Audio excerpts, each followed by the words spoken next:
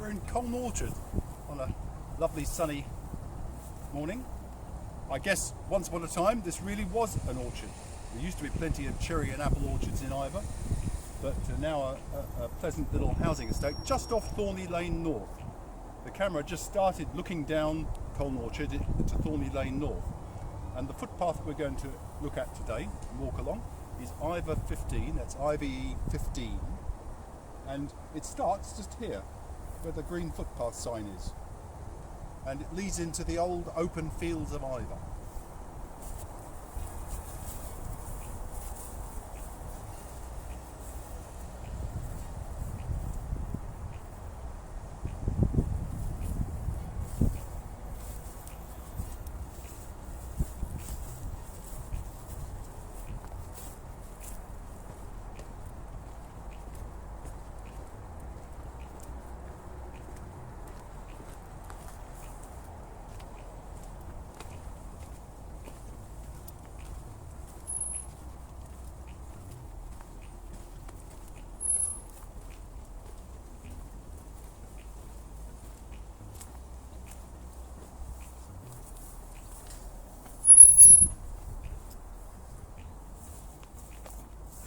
Well, that's the sign you want to look at, that one there.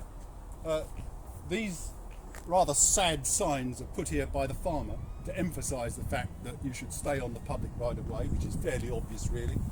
But public footpath 15 goes across the old fields of Iver. These used to be, 200 years ago, huge open fields, all farmed in strips. It's called the Ridgeway Fields, after the Ridgeway trading estate, which you can see there. And it's a very good path because it leads right from the centre of Iver Village, down to the Canal, and all sorts of routes for exploration after that.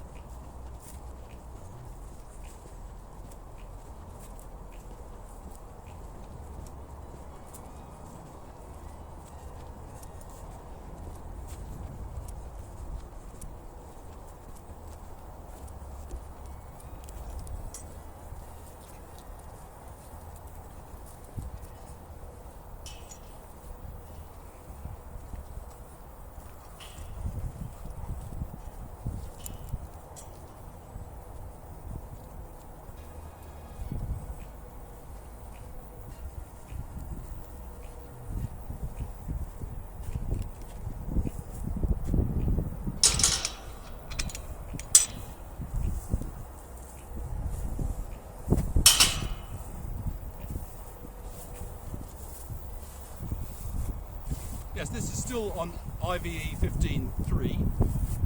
Over there we've got the houses of Iver Village, that's Grange Way mostly, and Chequers Orchard.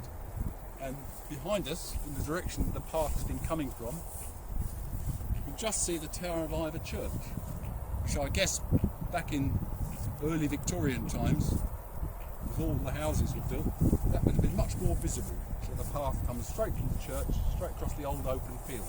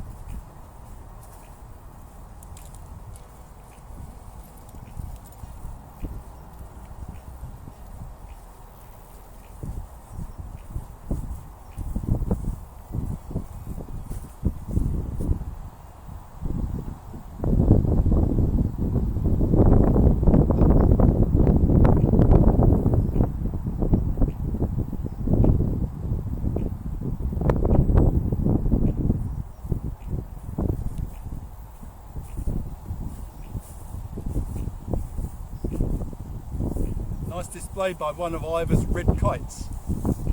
The other birds you get here, not at the moment because a few weeks ago this was all cut for hay, but until then you used to get a lot of skylarks here. Skylarks nest on the ground.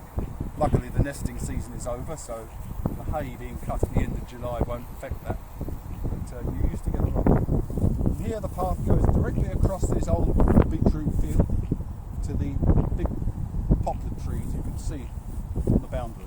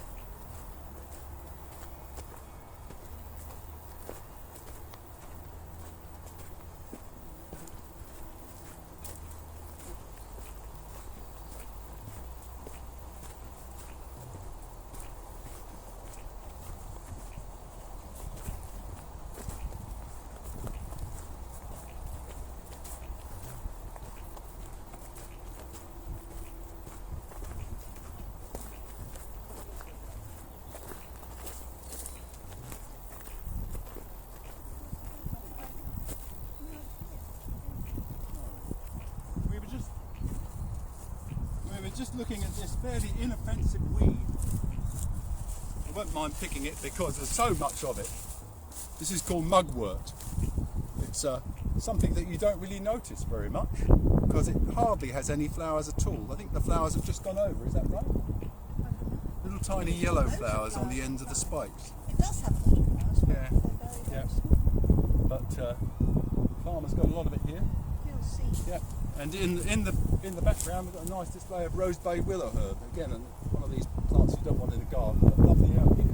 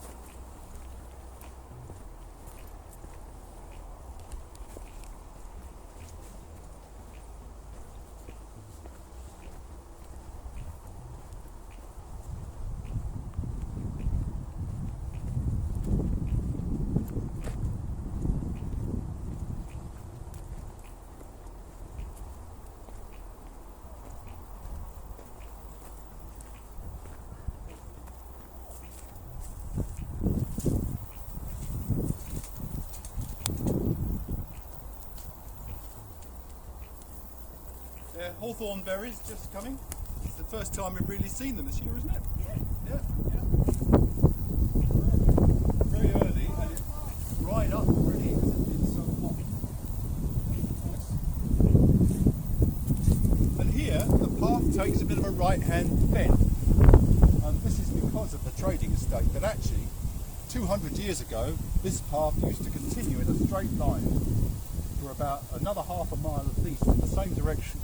But first of all the railway, then the canal, then the trading estate, all meant that it now has to deviate round the edge of it. But there's no problem because it continues across the fields with lovely views.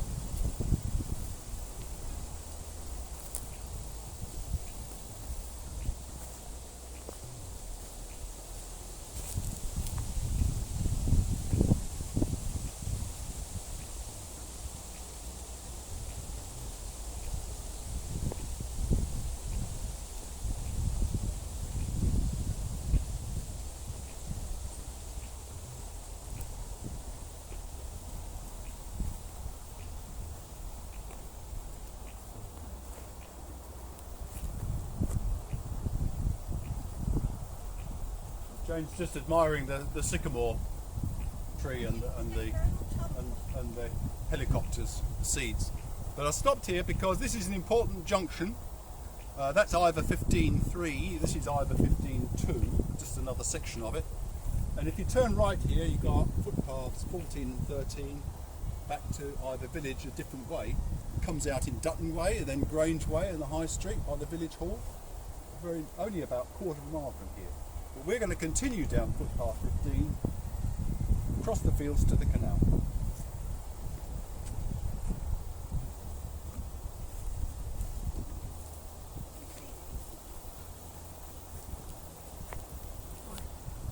Amazingly autumnal, the fruits and of everything so soon, fairly early winter.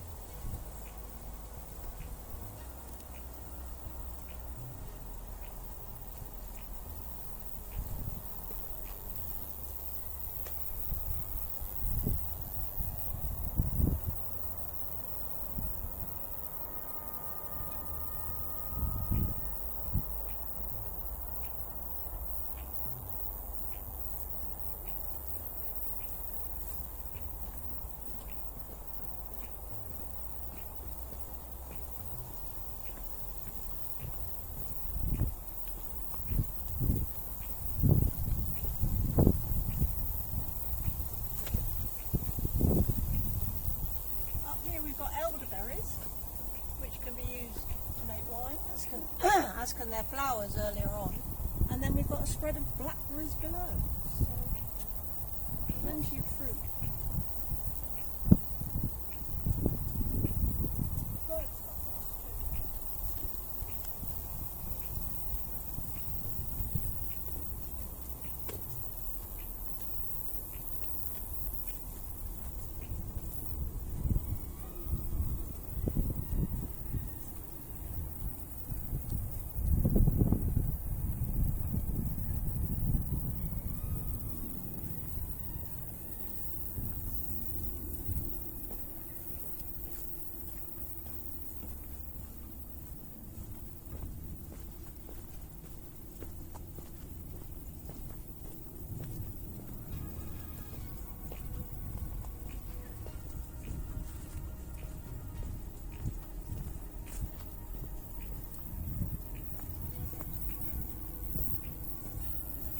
Here we've got a different vista. We're now looking west instead of north.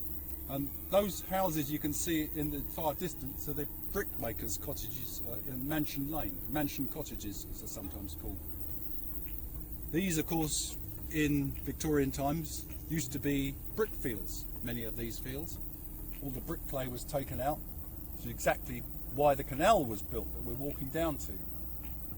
All the clay being taken out for bricks, and those cottages were built around about 1870, that kind of period, to house the brickmakers.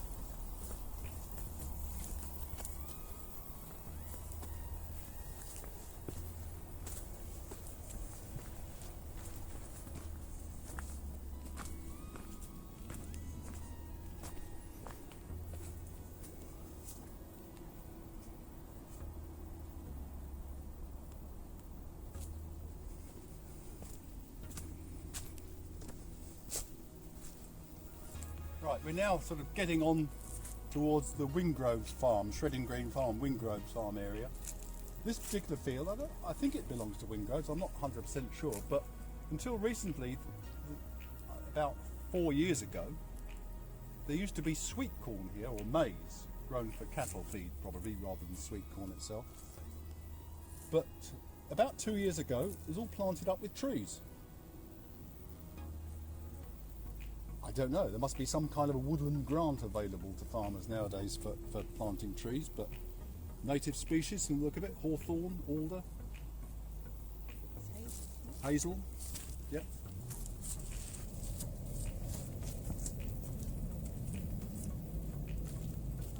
All carefully with a big fence, and the big fence is not to keep people out really, although it's private land obviously, but it's actually to keep muntjac deer out, because they would be a pest to the trees.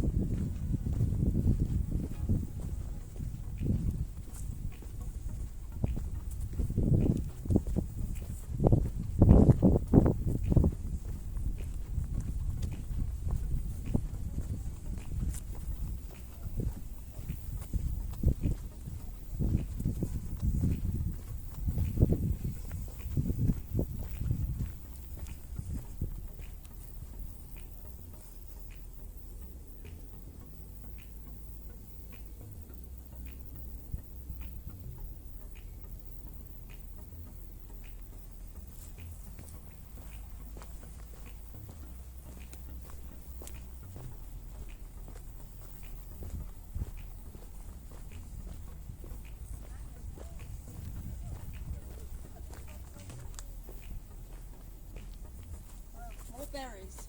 Yeah, we stopped here because more signs of autumn. This is blackthorn with the slow berries on it already. Not something you want to eat. They're a bit sharp and bitter, but lovely for picking for flavouring things like gin. Make slow gin. Yeah, yeah. Make your own slow gin. And with apple you can make wine, apple and slow wine. And probably if you combined it with other fruit, you'd have to take the stones out, wouldn't you? It's a bit Yeah. worse Yeah. than it Yeah. There's also some hints up But there. not until at least October, otherwise it, yeah, wild What rose. do you mean a wild rose? And it's got the lovely rose hips on it now. And what's this in here?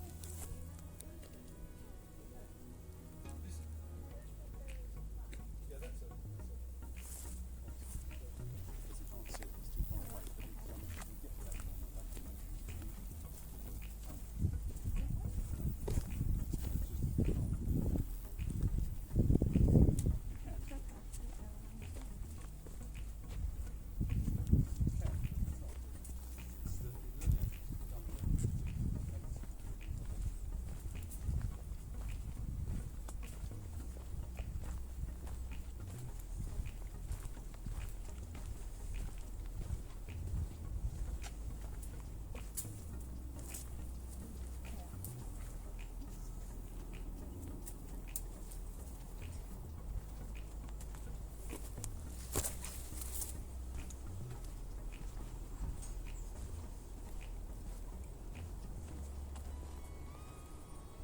we're almost at the canal now, and as I expect you can see from the holes in the ground and looking on the ground, it's often very rare not to see rabbits here. You come round through the bushes into this little open area, and suddenly about a dozen rabbits scoot into the bushes, but none today.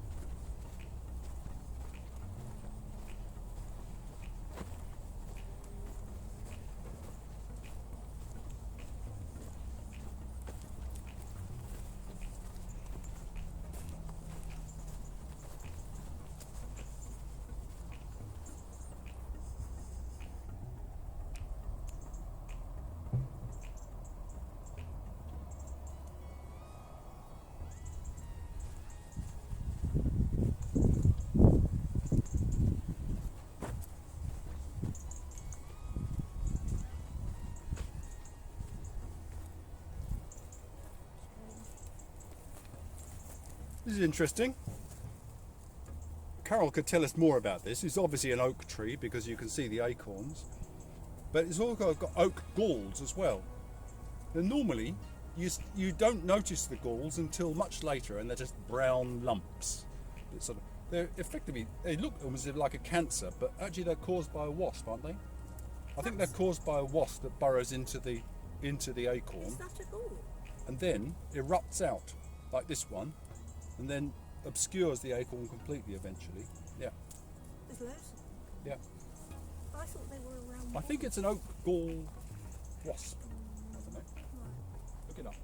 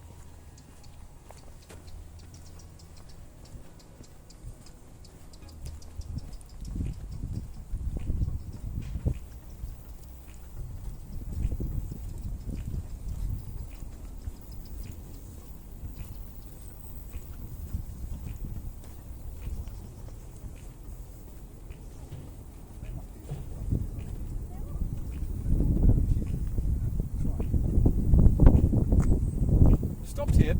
This is like causeway here, if you look either side, you'll see the land is much lower, and you know the reason why, don't you? It's because this causeway was retained when all the land either side was dug for gravel, the brick clay, really, brick clay. So now we're looking west over to the brickmakers' cottages in Mansion Lane and Dudley Wharf, a few houses just down by the canal in that direction, and Shredding Green Farm over there. You can just see Shredding Green Farm here, around the corner, and then looking back northeast you can see the Ridgeway estate, and then Mr. Hurley's chicken farm, and then the houses of Iver Village. But slightly raised up here because, as I say, the ground was lowered after all the brick clay was taken out.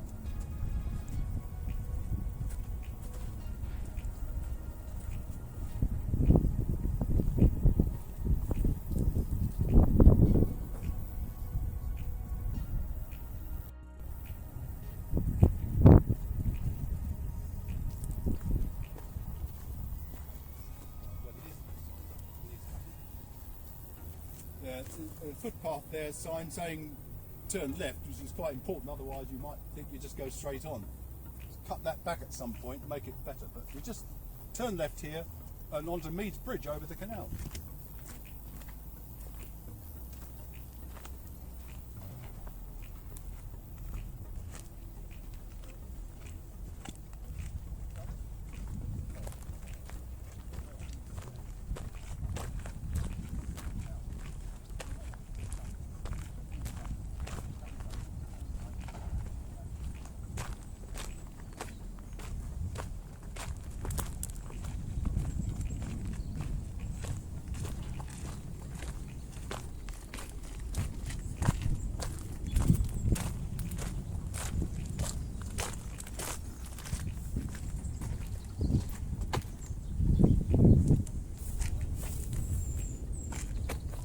Here we are suddenly in a very different landscape. So this is the end of Iver 15-2, and this is the Slough Arm of the canal. This is where they used to bring the bricks down to wharves on the canal side and take them into London, and then of course bring back loads of rubbish from London on the canal boats to fill the holes mostly. And down here you can see the towpath. In that direction is Langley, about half a mile, and then Slough about 2 miles, end of the canal there. And this way is obscured a bit, but maybe if we just move to the right, yeah. There's 2 swans down there in the distance, and then you catch a glimpse of the traffic over the M25 bridge way in the distance, and then Thorney Lane, and eventually after about 2 miles, Cowley. So there's a little path that leads down here to the towpath in each direction, either west to Slough and Langley, or east to Iver and Cowley that way. So that's the end of 15. 15, there is a section of 15, footpath 15, which used to carry on in that direction, but sadly that's cut now, partly because Dog Kennel Bridge is no longer, and partly because there's gravel extraction on a site further south. But you can still walk east and west here.